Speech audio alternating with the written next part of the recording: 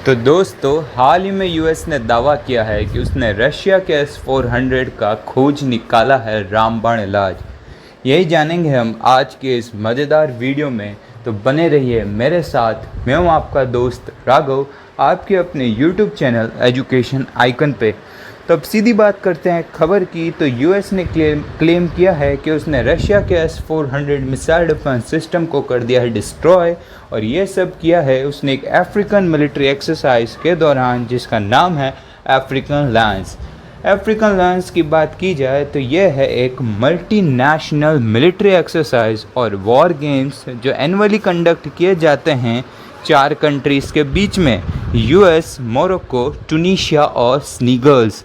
और इसके 2020 सेशन की बात करूँ तो इसे पोस्टपोन कर दिया था क्योंकि कोरोना वायरस पेंडेमिक को मद्देनज़र रखते हुए। और 2021 सेशन की बात करूँ तो ये 7 जून 2021 को स्टार्ट हुए हैं और ख़त्म होंगे आज 18 जून 2021 को। अब अगर थोड़ी नज़र डालें S-400 को, तो इसे माना जाता है अब तक का सबसे advance anti aircraft defence system, जिसकी मैक्सिमम रेंज है 400 किलोमीटर। अब इसकी तुलना किसी यूएस डिफेंस सिस्टम से की जाए जैसे पैट्रियट 2, तो ये उससे दुगुना सस्ता है। यही बनाता है इसको दुनिया की नज़रों में और भी यूनिक, स्पेशल और एडवांस। इसलिए आज के समय रशिया के एयर डिफेंस सिस्टम की बैकबोन के रूप में खड़ा है ये S-400। और आपको अगर याद हो तो मैं बता दूं कि चाइना ने S-400 की डील इंडिया से भी पहले कर ली थी। इसलिए आज चाइना के पास हमसे पहले S-400 है। अब ये कितना खास है और यूएस के लिए कितना बड़ा सरदर्द, इसका अनुमान आप इससे लगा सकते हैं जब एक नेटो मेंबर टर्की ने इसकी यूएस रशिया के साथ डील कर ली। इस दौरान टर्की को यूएस के सैंक्शंस भी झेलने पड़े अंडर कात्सा एक्ट, पर फिर भी टर्की ने S-400 और यूएस के F-35 5th जनरेशन एयरक्राफ्ट दोनों की डील में से S-400 को चुना। तो इससे आप समझ सकते हैं कि इंडिया के लिए भी ये कितना क्रूशियल और इम्पॉर्टेंट वेपन हो सकता है किसी भी कॉन्फ्लिक्ट या फिर वॉर के दौरान। अब जानते हैं कि S-400 को डिस्ट्रॉय कर यूएस के लिए इतनी बड़ी बात क्यों हो जाती है।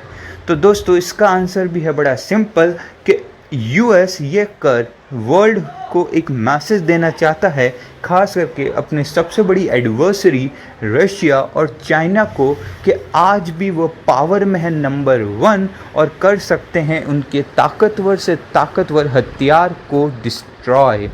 यही नहीं, जब से S-400 मार्केट में आया है तब से वो देशों की नज़रों का तारा बन रखा है। यानी कि ये इनडायरेक्टली यूएस के डिफेंस मार्केट को भी इम्पैक्ट कर रहा था, क्योंकि अब उसने इसको डिस्ट्रॉय कर दिया है, या यूँ कहें इसका इलाज ढूंढ लिया है।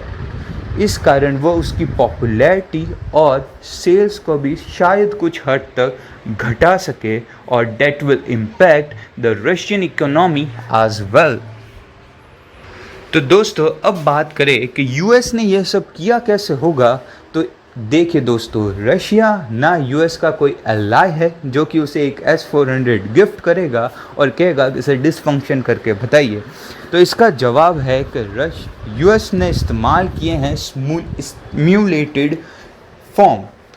यानी कि इसे आप इस तरीके से समझ सकते हैं, अगर आपको किसी बैट्समैन के बैटिंग स्किल्स को समझना है तो फिर आप एक सिंपल मेथड क्या यूज़ करेंगे, उसकी प्रीवियस वीडियोस, उसके बैटिंग स्किल्स के पैटर्न्स को समझेंगे और फिर काउंटर करने की कोशिश करेंगे। यही किया गया है इसमें भी। इसके अंदर S-400 के डाटा को कलेक्ट किया गया और एक सिस्टम के अंदर डाल दिया।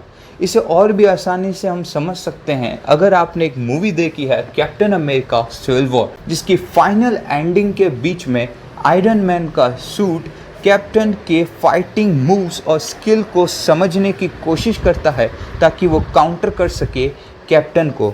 तो सेम आइडिया यहाँ पर भी यूज़ किया गया है, जहाँ उसके डाटा को कलेक्ट कर एक सिस्टम में डाला गया और यूएस सोल्जर ने इसे एक गेम की तरह ही खेला और S-400 को डिस्ट्रॉय किया।